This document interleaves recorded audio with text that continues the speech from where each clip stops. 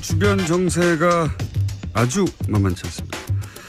그래서 오늘은 미중 관계 전문가, 이 문제를 풀키를 중국이 쥐고 있다는 얘기를 많이 하고 있죠. 미중 관계 전문가 연세대학교 국제대학원의 존 딜러리 교수를 스튜디오에 직접 모시고 이 문제 이야기 나눠보겠습니다. 안녕하세요. 안녕하세요. 이 질문부터 바로 드릴게요. 이 북핵 문제를 푸는 것은 결국 중국의 손에 달려있다. 중국의 역할이 중요하다. 이런 얘기를 우리나라에서도 하고 특히 트럼프 행정부도 합니다.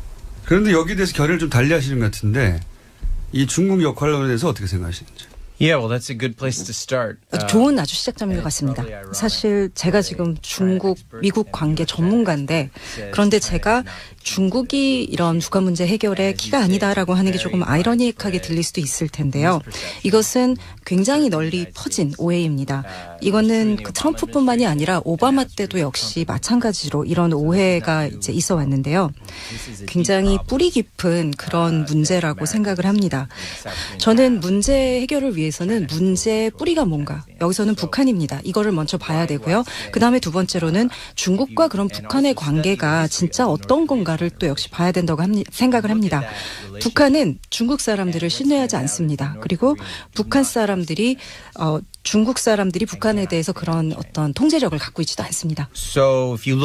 북한 같은 경우에 역사적으로 볼 때 중국에 의지하지 않아왔고 또 의지하지 않으려고 굉장히 큰 노력, 많은 노력을 경주해 왔습니다. 저희가 냉전 시대를 갖다가 보면은 김일성이 특히 이제 러시아와 중국 사이를 왔다 갔다 하면서 이렇게 중국에 의지하지 않기 위해서 중국이 북한에 어떤 통제력을 가지지 않게 하기 위해서 굉장히 노력을 해왔고 그리고 이제 냉전이 끝나고 나서는 물론 좀 더 어려워졌지만 그것이 그럼에도 불구하고 계속 이렇게 중국과 거리를 유지하기 위한 노력을 끊임없이 해왔습니다. 김정은 같은 경우도요. 사실은 그 권력을 장악하자마자 아주 처음부터 굉장히 이 부분에 있어서 조심을 해왔습니다. 사실 우리가 지금 이제 시진핑도 그렇고 그 전에 후진타오도 그렇고 김정은이 이런 중국 지도자들과 같이 찍은 사진이 단 한 장도 없습니다. 이것이 지금 전혀 나오고 있지 않은데요. 이것을 봐도 김정은이 중국과의 관계를 어떤 식으로 끌고 가려고 하는지 잘 알 수가 있습니다. 그럼 왜 사람들이 이제 이런 얘기를 할까요? 왜냐하면 중국이 가지고 있는 어떤 경제적인 영향력 때문입니다. 사람들이 북한의 무역의 90%가 사실은 중국하고 이루어지고 있다. 그렇기 때문에 마음만 먹으면 북한을 갖다가 좌지우지할 수 있고 북한은 중국이 시키는 대로 하게 만들 수 있다. 이렇게 얘기를 합니다. 근데 그것이 왜 작동을 하지 않을까요? 사실은 이런 고통을 견뎌내는 고통을 갖다가 참아낼 수 있다라는 면에 있어서는 세계 어느 나라보다도 북한이 잘 할 겁니다. 최근에 푸틴이 이런 말을 했는데요. 아무리 핵무기를 포기하도록 강요를 받더라도 차라리 풀을 먹지 절대 이 강요에 의한 핵무기 포기는 안 할 것이다. 이렇게 얘기를 했습니다. 한번 90년대를 우리가 기억을 할 필요가 있을 것 같은데요. 그때 당시에 아마 세계 역사상, 그러니까 현대 우리가 겪어본 중에서 가장 최악의 기아를 북한이 겪었는데 그때 정권이 바뀌었습니까? 안 바뀌었죠. 김정일 물러나야 된다 이런 움직임이 있었습니까? 그렇지 않았죠. 북한 정부의 이데올로기가 바뀌었습니까? 전혀 그런 일이 있지 않았습니다. 만약에 북한이 90년대에 그런 상황을 살아남았다면은요, 지금 중국이 무역을 갖다가 조금씩 줄여가는 경제적으로 이렇게 쪼여가는 그 정도 갖고는 아마 전혀 어떤 고통을 느끼지 않을 겁니다. 그래서 사람들이 얘기하듯이 이렇게 그 무역이나 경제적인 제재가 작동을 하지 않는 건 북한이 가진 그 독특한 북한이란 나라의 독특한 체계, 즉 이런 북한의 그 독특한 상황을 살펴볼 필요가 있습니다. 그렇다면 이어서 지금 그 트럼프 행정부의 제재 핵심은 경제 제재인데 결국 6차 핵실험 이후에도 추가적인 경제 제재가 안보리에 결의가 됐는데 이런 대북 경제 제재는 소용이 없을 거라고 보시겠나요? 제가 보기에 이런 제재가 소용없는 걸 넘어서서 오히려 역효과를 갖고 오는 지금 지경에 다다른 것 같습니다. 유엔 안보리 결의안 2371, 2375 이렇게 최근에 이제 발의가 됐는데요. 이것이 이제 이미 제재를 넘어서 그 무역 금지까지 지금 가고 있는데 지금 이번에 그 포함된 그런 그 경제 제재에 포함된 품목이 해산물하고 섬유입니다. 근데 지금 아마도 모든 사람들이 지금 북한에서 그 합법적으로 지금 정상적으로 그 일반 북한 주민들이 참가하고 있는 경제 활동이 이게 아마 중심일 거다. 해산물이랑 섬유 이런 거에 대해서는 아마 다 동의를 하실 겁니다. 물론 여기서 어느 정도 이제 군사적인 대로 돈이 들어가는 것도 있겠지만 섬유 공장에서 이렇게 일반 북한 주민들이 한 경제 활동들이 이것이 핵실험으로 돈이 간다? 별로 그럴 것 같지는 않습니다. 지금은 이미 제재를 넘어서서 북한 경제를 부분별로 완전히 지금 파괴하는 그런 데까지 지금 가고 있는데요.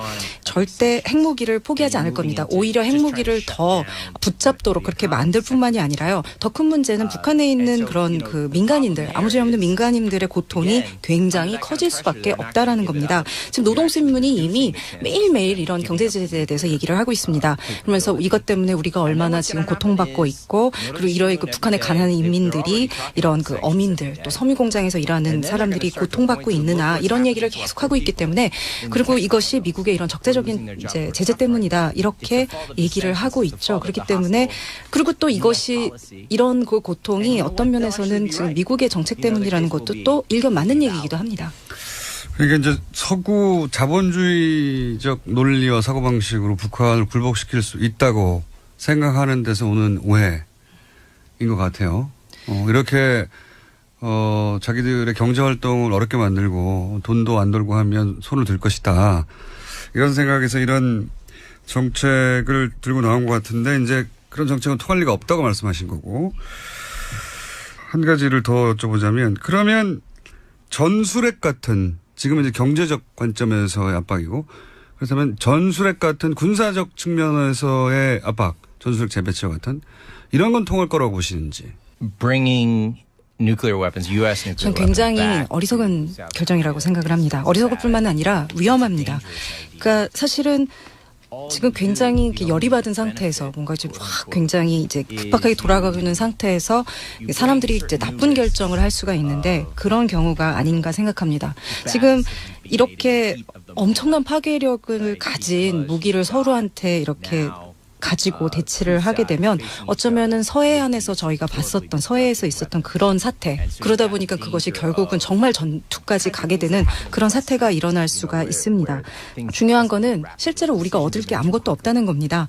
북한이 만약에 핵무기를 진짜로 쓰고 그리고 어떤 전쟁 도발 행위를 할 경우 실제 그 순간 북한에 미국의 핵무기가 비오듯이 쏟아지게 될 거다라는 것을 북한이 이미 잘 알고 있습니다. 근데 그런 상황에서 과연 이것이 우리가 생각하는 것처럼 이런 핵무기가 역할을 할까요? 지금 한국에서 논의되고 있는 얘기는 그냥 완전히 심리적인 것뿐입니다. 그래서 이런 얘기를 자꾸 하는 사람들은요. 이런 그 공포를 자극해서 좀 더 합리적인 결정을 못하게 막고 있을 뿐입니다. 그렇기 때문에 우린 생각에 우리가 이런 핵무기를 갖고 있으면 북한도 우리한테 더 이렇게 대들지 않겠지? 그렇게 우리가 믿을 수는 있겠지만 북한이 지금 우리가 자기네가 핵무기를 썼을 때 어떤 결과가 날 건지를 잘 알고 있는 상황에서는 절대 일이 이렇게 돌아가지가 않습니다. 알겠습니다. 전술핵에 지금 포커스는 전술핵인데 핵 전반에 대해서 말씀하셨는데 여하간 이제 전술핵을 들여오자고 하는 보수 진영의 주장이 있고 또 심리적으로 불안하니까 그래야 되는 거 아닌가 하는 여론도 있는 상황이지만 실질적으로 군사적으로 볼 때 효과가 없다. 실제로는 오히려 더 위험해질 뿐이다 하는 게 교수님의 진단인 건 이해했고요. 그러면 경제 제재도 통하지 않고 이렇게 전술핵 재배치 같은 군사적 압박도 통하지 않는 상황에서 문재인 정부는 제재와 동시에 대화도 병행해야 한다고 주장한단 말이죠. 이 문재인 정부의 정책 기조에 대해서는 어떻게 생각하십니까? 일단. President Moon is in a tough spot. 사실 지금 문 대통령의 상황이 참 어려운 건 사실입니다. 문 대통령도 분명히 이런 그 제재 정책을 원하지 않으실 거라고 보고 지금까지 또 문 대통령이 해왔던 이런 그 기조와도 사실은 맞지가 않고 또 문 대통령이 그리고 싶은 대북 관계 그림도 이것은 아닐 것이라고 생각은 합니다. 그런데 제가 보기에도 문 대통령이 지금 이렇게 쓸 수 있는 패가 참 별로 없는 것 같습니다. 좀 주도적인 역할도 못하고 있고 북한 김정은과 지금 트럼프 간에 있는 이런 심리적인 갈등, 분쟁이 너무 사실 심하기 때문에 지금 이제 문 대통령이 그 협상 테이블에 어떤 그 테이블에 앉을 사실 여지조차 지금 없는 것 같습니다. 지금 상황에서는 그러면 그 다음 단계가 뭐가 될 수 있을까에 사실 생각을 해봐야 될 것 같은데요.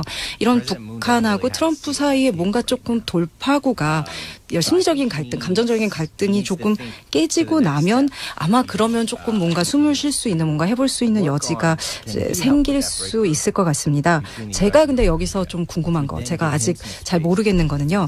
문 대통령이 실제로 북한과의 대화를 위해서 얼마나 노력을 하고 있는가. 물론 말은 그렇게 할 수 있습니다. 지금 우리가 대화에도 늘 가능성을 열어놓고 있다 이렇게 말은 할 수 있는데요. 예를 들어서 오바마 행정부도 말은 그렇게 해왔지만 글쎄 실제로 그렇게 정말 대화를 위한 노력을 했다? 그건 아닌 것 같습니다. 북한이 그런 냄새는 기가 막히게 잘 맡습니다. 진짜 상대편이 우리랑 대화를 하고 싶어?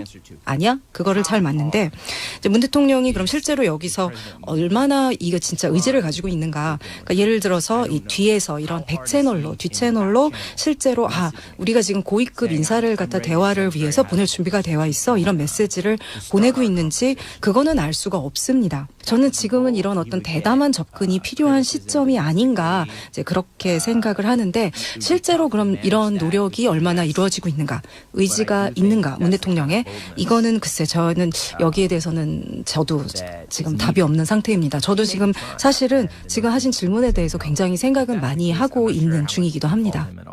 자, 그러면 중국 전문가 그리고 국제관계 전문가가 보기에도 문재인 대통령 손에 쥐어진 패가 너무 없다. 사실은 그 패를 이전 보수 정권이 다 없애버렸어요. 사드도 하나의 패가 될 수 있는데 이미 배치가 돼버렸고 그 사실은 잘 알겠습니다. 그런데 이제 말씀을 듣고 보면 결국 경제 제재로도 군사적 제재로도 이건 돌파가 불가능하다. 대화로 풀긴 풀어야 하는데 핵심은 문재인 정부가 정말로 대화를 원하느냐 절실하게 얼마나 그것까지는 정확하게 모르겠다고 말씀하신 건데 대화로 풀긴 풀어야 한다면 언제쯤 과거 역사나 지금 진행 상황이나 파악하고 계신 정세를 볼 때 대화는 언제쯤 시작될 거라고 보십니까? It's important because until 사실 you're 이 in 대화라는 dialogue, 게 이미 옛날에 시작을 했었어야 했습니다. 이미 늦었다고 할 수 있는데요. 그렇다면 우리가 근데 대화라고 말은 참 쉽게 하는데 일단 그럼 대화가 정말 뭔지 그리고 이게 왜 중요한지 우리가 왜 해야 하는지 그걸 먼저 살펴봐야 할 거라고 생각합니다. 그런데 대화라는 거는 결국은 실제적인 관계를 맺기 위해서 하는 거지 물론 관계를 맺기 위해서는 근본적으로 본질적으로 물론 대화가 있어야 합니다. 이런 대화 없이 관계를 맺는 것은 불가능하죠. 그렇죠. 우리가 실제로 해야 되는 거는 이런 말을 하는 것이 아니라 중요한 거는 관계를 맺기 위해서라는 거. 그것을 갖다가 우리가 많이 잊고 있는 것 같습니다. 이 국면을 풀 수 있는 본질을 말씀하신 건데 결국은 관계가 없다 지금은. 실제 이전 정권에서 개성공단을 폐쇄한다든가 대화를 완전히 단절하고 채널을 없애버린다든가 또는 사드를 도입해버린다든가 하는 결정들이 관계를 끊겠다는 메시지였죠. 실제. 관계가 완전히 끊어졌는데 결국 관계를 복원해야 된다고 말씀하시는 거잖아요. 동의하는데 이거는 북한이 패를 쥐고 있어요. 현재. 북한이 언제 나설 것 같으냐. 예, 손을 맞잡을 것 같으냐 하는 전망에 대한 질문입니다. I think if you track what they're saying, 사실 좀 북한이 얘기하고 있는 거를 들어보면은요 이미 사실은 표면에 많이 노골적으로 얘기하고 있는 게 있습니다. 지금 트럼프한테 보내는 메시지가 전략적인 균형이 바뀌었다. 우리가 없었던 거 지금 이제 우리 있거든. 핵이라는 게 있기 때문에 이제 전략적 균형을 바뀌었다는 미국에서는 이것을 이제 게임이 완전히 바뀌었다 이렇게 표현을 많이 하는데요. 우리 옛날에 없던 거 이제 있는 이 현실을 받아들이고 우리하고 관계를 이러한 새로운 현실에 기반을 두고 시작을 하자 이 얘기를 하는 겁니다. 물론 미국 입장에서는 어머 너네 핵무기 있니? 그래 참 잘 됐구나 기쁘다 이렇게 받아들일 수는 없겠죠. 맞습니다. 그러니까 이런 지금 모든 이런 템포 박자를 북한이 사실은 컨트롤하고 있고 거기에 대해서 서울도 그렇고 중국도 그렇고 미국도 그렇고 거기에 좀 끌려다니고 있는 사실은 그냥 반사적으로 대응만 하고 있는 그런 상황이기는 합니다. 그래서 지금 미국에서 많이 쓰는 표현 중에요. 공이 이제 내 쪽으로 왔다 이런 표현이 있습니다. 테니스에서 이제 나오는 말인데요. 저는 이것보다는 이런 테니스의 비유보다는 이걸 현재 상황을 축구에 비유를 하고 싶습니다. 축구에서 이제 공이 상대편이 갖고 있는데 우리가 그것을 뺏어와야 합니다. 그래서 우리가 공을 가지고 북한이 우리 쪽에 이렇게 좀 끌려올 수 있도록 우리가 당길 수 있도록 그렇게 해야 됩니다. 그럼 이제 어떻게 해야 될까요? 역시 대화밖에 없을 텐데요. 지금 사실은 북한은 한국이 아니라 완전히 미국에 지금 집중하고 있는 상태입니다. 사실 북한 역사에서 이런 상황이 북한한테 기회가 주어진 적이 없었어요. 미국이 정말 온전히 북한에 이렇게 관심을 보여주고 있을 때 CIA가 북한 문제로 매일 대통령한테 보고를 하고 미국 언론도 매일 이 문제를 얘기를 하고 모든 사람들이 미국의 국민들이 뭐 뭔지는 잘 모르지만 EMP라는 굉장히 끔찍한 무기가 있는데 이게 지금 당장 우리 도시 위에서 덴버에서 뭐 샌디에고에서 터질 수도 있어. 막 이렇게 다들 두려워하고 있습니다. 북한이 역사적으로 기다려왔던 꿈이 실현된 건데요. 그렇기 때문에 결국은 이 공을 훔치는 작업이 미국에서 이루어져야 됩니다. 실제로 지금 미국에서 이제 뭐 매티스가 이런 일을 할 거다 얘기도 있고 어쩌면 우리가 전혀 모르는 그러나 대통령의 신뢰를 받는 누군가가 고위 인사가 우리가 모르는 이렇게 조용한 이런 대화를 이제 시도할지도 모르는 얘기가 있는데요. 이런 게 만약 근데 일어난다면 실제로 벌어진다면 문재인 대통령, 문재인 행정부는요, 여기에 얼른 뛰어들 준비, 최대한 빨리 뛰어들 준비를 하고 있어야 합니다. 그래서 이거 시작되는 대로 또 역시 북한과 남한 간의 어떤 관계가, 대화가 시작될 수 있도록 만반의 준비를 하고 있어야 한다고 생각합니다. 알겠습니다. 전반적으로 동의하고요. 한편으로는 트럼프는 이 상황을 즐기고 있다는 인상도 저는 개인적으로 받아요. 그러니까 마치 쿠바 사태를 해결한 케네디처럼 자신이 이 상황을 해결하는 역사의 구세주로 등장하고 싶어서 오히려 이 긴장을 즐기고 강화시키고 하는 면도 없지 않아 있는 것 같다. 없지 않아 있는 게 아니라 있는 것 같다. 매우 많이. 라는 저는 인상을 받는데 이 말씀을 드리는 이유는 트럼프 대통령 캐릭터에 대해서는 어떻게 분석하시는지. 왜냐하면 지금 상황에서 이 돌파구를 만들어내는 건 트럼프 행정부에 달렸다고 하시니까 과연 트럼프 대통령이 어떤 캐릭터이라고 생각하시는지 그 캐릭터에 따른 결정들이 나올 텐데 저는 그래서 한편으로는 이런 극적인 걸 좋아해서 긴장을 최고로 키운 다음에 어느 순간 갑자기 해결책을 던질 수도 있다. 역설적으로. 뭐 이런 생각도 하거든요. I agree. I think that's insightful 사실 observation. 미국 사람들이 이런 큐바 사태에 대해서 지금 얘기를 많이 하고 있습니다. 근데 이게 또 큐바 사태가 왔나 봐 하고 얘기를 하는데 분명 두려움도 있지만 또 어떤 흥분도 그 안에서 같이 감지가 됩니다. 정말 트럼프 대통령이 이 순간을 즐기고 있다라는 그 판단 맞다고 생각하는데요. 나 이제 진짜 대통령 된 것 같아. 나 이제 여기 앉아서 이 수천 명의 목숨을 갖다 좌지우지하고 있어. 멋져. 아마 이러고 있지 않을까 합니다. 사실 트럼프 대통령의 그 커리어를 갖다 쭉 보면은요. 사실은 사업가라기보다도 배우였습니다. 이 사람이 미디어를 어떻게 이제 다루는지 어떻게 하는지를 봤을 때 이 사람은 훌륭한 연극 배우이지 사실 사업가가 아니라고도 할 수 있는데요. 여기에 있어서 정말 탁월한 사람입니다. 이것 때문에 이 모든 사람들의 기대와 예상을 깨고 대통령이 될 수가 있었던 건데요. 북한도 역시 이런 그 드라마의 연극에 아주 탁월합니다. 어떻게 보면요. 트럼프와 김정일의 이런 그 매치가 이보다 더 좋을 수는 없지 않나. 완벽한 저는 쌍이 아닌가 생각을 하는데요.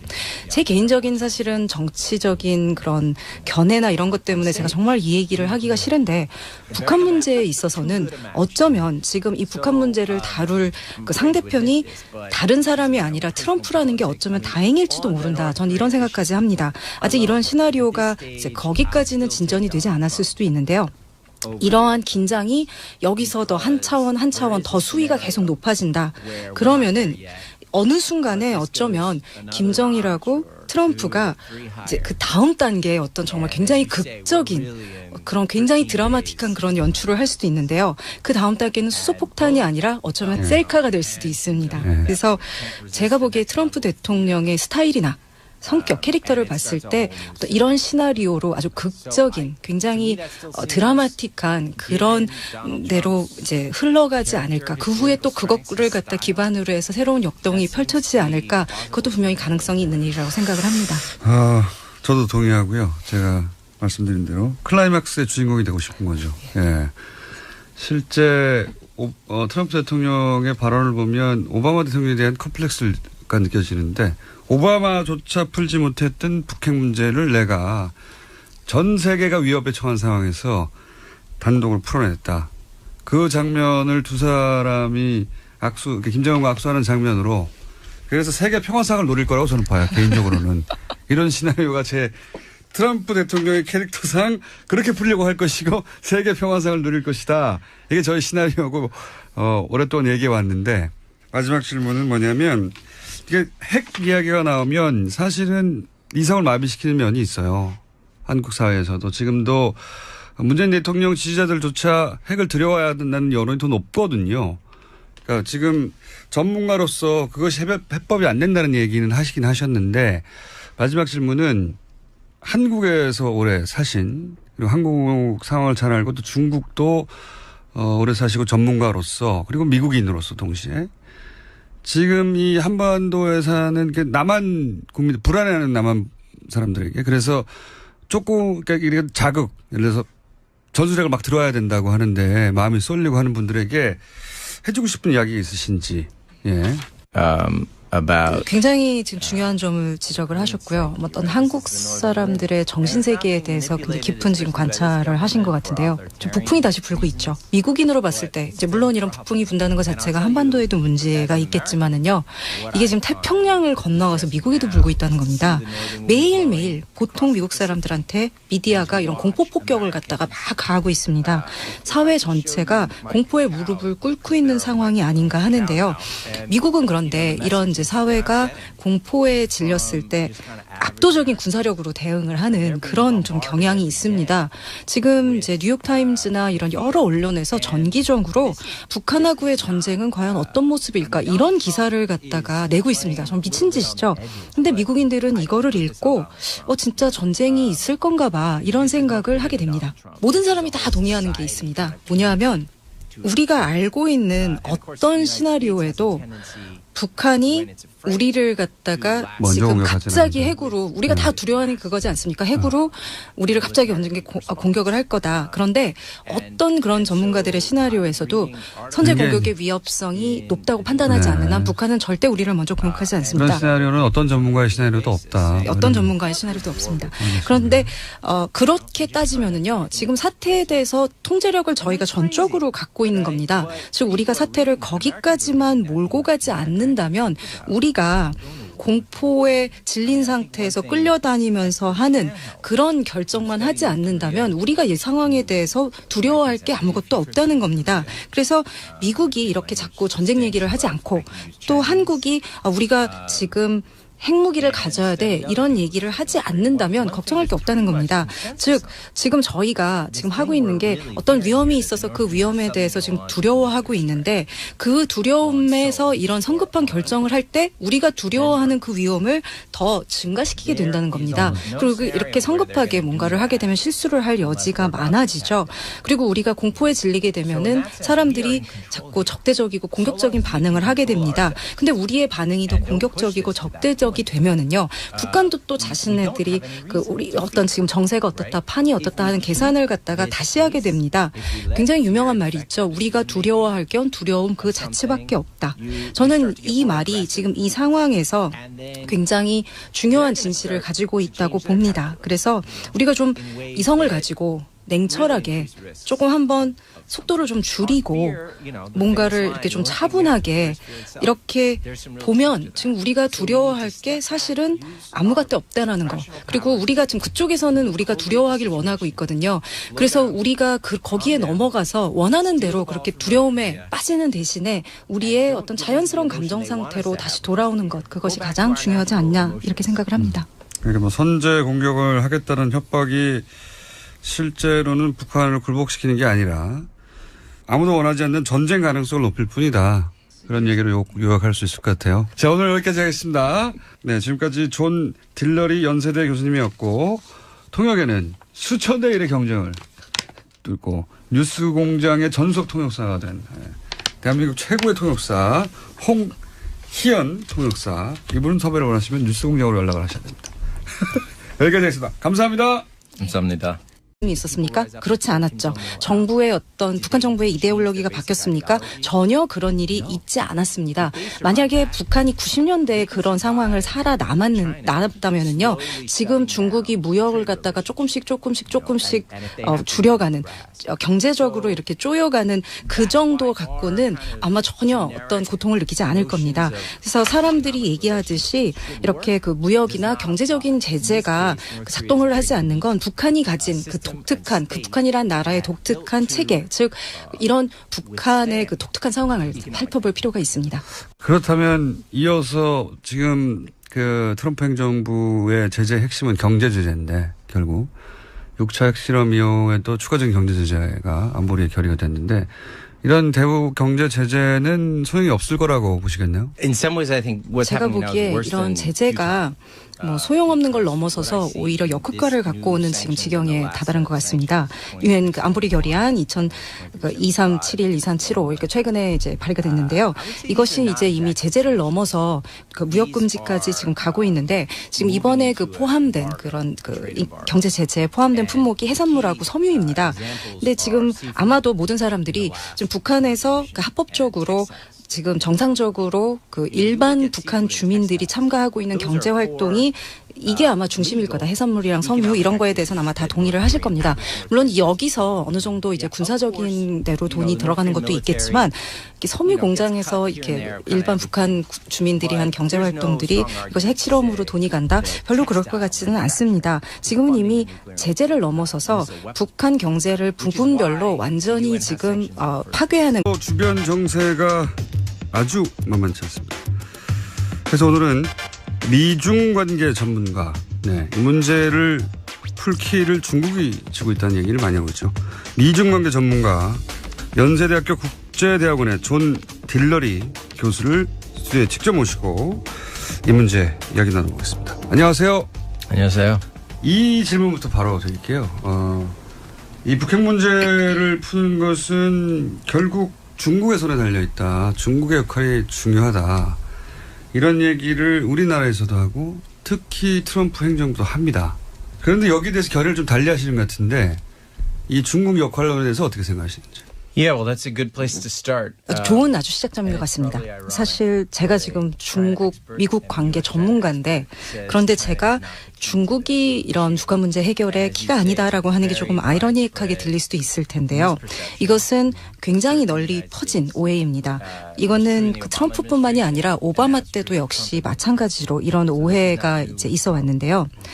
굉장히 뿌리 깊은 그런 문제라고 생각을 합니다. 저는 문제 해결을 위해서는 문제의 뿌리가 뭔가, 여기서는 북한입니다. 이거를 먼저 봐야 되고요. 그다음에 두 번째로는 중국과 그런 북한의 관계가 진짜 어떤 건가를 또 역시 봐야 된다고 생각을 합니다. 북한은 중국 사람들을 신뢰하지 않습니다. 그리고 북한 사람들이 중국 사람들이 북한에 대해서 그런 어떤 통제력을 갖고 있지도 않습니다. So if you look at North 북한 Korea, 같은 경우에 역사적으로 볼 때 중국에 의지하지 않아왔고 또 의지하지 않으려고 굉장히 큰 노력, 많은 노력을 경주해 왔습니다. 저희가 냉전 시대를 갖다가 보면은 김일성이 특히 이제 러시아와 중국 사이를 왔다 갔다 하면서 이렇게 중국에 의지하지 않기 위해서, 중국이 북한의 어떤 통제력을 가지지 않게 하기 위해서 굉장히 노력을 해왔고, 그리고 이제 냉전이 끝나고 나서는 물론 좀 더 어려워졌지만 그것이 그럼에도 불구하고 계속 이렇게 중국과 거리를 유지하기 위한 노력을 끊임없이 해왔습니다. 김정은 같은 경우도요. 사실은 그 권력을 장악하자마자 아주 처음부터 굉장히 이 부분에 있어서 조심을 해왔습니다. 사실 우리가 지금 이제 시진핑도 그렇고 그 전에 후진타오도 그렇고 김정은이 이런 중국 지도자들과 같이 찍은 사진이 단 한 장도 없습니다. 이것이 지금 전혀 나오고 있지 않은데요. 이것을 봐도 김정은이 중국과의 관계를 어떤 식으로 끌고 가려고 하는지 잘 알 수가 있습니다. why do we think China has this influence? 그럼 왜 사람들이 이제 이런 얘기를 할까요? 왜냐하면 중국이 가지고 있는 어떤 경제적인 영향력 때문입니다. 사람들이 북한의 무역의 90%가 사실은 중국하고 이루어지고 있다. 그렇기 때문에 마음만 먹으면 북한을 갖다가 좌지우지할 수 있고 북한은 중국이 시키는 대로 하게 만들 수 있다. 이렇게 얘기를 합니다. 근데 그것이 왜 작동을 하지 않을까요? 사실은 이런 고통을 견뎌내는 고통을 갖다가 참아낼 수 있다라는 면에 있어서는 세계 어느 나라보다도 북한이 잘 할 겁니다. 최근에 푸틴이 이런 말을 했는데요. 아무리 핵무기를 포기하도록 강요를 받더라도 차라리 풀을 먹지 절대 이 강요에 의한 핵무기 포기는 안 할 것이다. 이렇게 얘기를 했습니다. 한번 90년대를 우리가 기억을 할 필요가 있을 것 같은데요. 그때 당시에 아마 세계 역사상, 그러니까 현대 우리가 겪어본 중에서 가장 최악의 기아를 북한이 겪었는데 그때 정권이 바뀌었습니까? 안 바뀌었죠. 김정일 물러나야 된다 이런 움직임 그런 데까지 지금 가고 있는데요.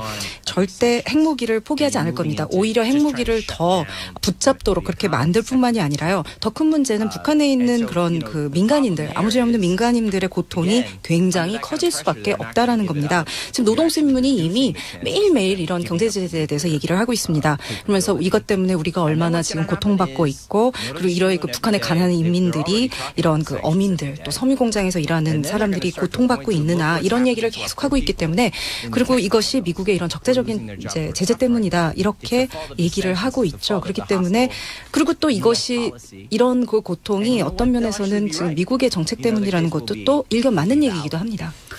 그러니까 이제 서구 자본주의적 논리와 사고방식으로 북한을 굴복시킬 수 있다고 생각하는 데서 오는 오해인 것 같아요. 이렇게 자기들의 경제활동을 어렵게 만들고 돈도 안 돌고 하면 손을 들 것이다. 이런 생각에서 이런 정책을 들고 나온 것 같은데 이제 그런 정책은 통할 리가 없다고 말씀하신 거고 한 가지를 더 여쭤보자면 그러면 전술핵 같은 지금은 이제 경제적 관점에서의 압박이고 그렇다면 전술핵 같은 군사적 측면에서의 압박, 전술핵 재배치와 같은 이런 건 통할 거라고 보시는지. Bringing nuclear weapons, U.S. nuclear 전 weapons 굉장히 back. 어리석은 결정이라고 생각을 합니다. 어리석을 뿐만 아니라 위험합니다. 그러니까 사실은 지금 굉장히 이렇게 열이 받은 상태에서 뭔가 이제 확 굉장히 이제 급박하게 돌아가고 있는 상태에서 사람들이 이제 나쁜 결정을 할 수가 있는데 그런 경우가 아닌가 생각합니다. 지금 이렇게 엄청난 파괴력을 가진 무기를 서로한테 이렇게 가지고 대치를 하게 되면 어쩌면은 서해안에서 저희가 봤었던 서해에서 있었던 그런 사태 그러다 보니까 그것이 결국은 정말 전투까지 가게 되는 그런 사태가 일어날 수가 있습니다. 중요한 거는 실제로 우리가 얻을 게 아무것도 없다는 겁니다. 북한이 만약에 핵무기를 진짜로 쓰고 그리고 어떤 전쟁 도발 행위를 할 경우 실제 그 순간 북한에 미국의 핵무기가 비오듯이 쏟아지게 될 거다라는 것을 북한이 이미 잘 알고 있습니다. 근데 그런 상황에서 과연 이것이 우리가 생각하는 것처럼 이런 핵무기가 역할을 할까요? 지금 한국에서 논의되고 있는 얘기는 그냥 완전히 심리적인 것뿐입니다. 그래서 이런 얘기를 자꾸 하는 사람들은요. 이런 그 공포를 자극해서 좀 더 합리적인 결정을 못하게 막고 있을 뿐입니다. 그렇기 때문에 우린 생각에 우리가 이런 핵무기를 갖고 있으면 북한도 우리한테 더 이렇게 대들지 않겠지? 그렇게 우리가 믿을 수는 있겠지만 북한이 지금 우리가 자기네가 핵무기를 썼을 때 어떤 결과가 날 건지를 잘 알고 있는 상황에서는 절대 일이 이렇게 돌아가지가 않습니다. 알겠습니다. 전술핵에 지금 포커스는 전술핵인데 핵 전반에 대해서 말씀하셨는데 여하간 이제 전술핵을 들여오자고 하는 보수 진영의 주장이 있고 또 심리적으로 불안하니까 그래야 되는 거 아닌가 하는 여론도 있는 상황이지만 실질적으로 군사적으로 볼 때 효과가 없다.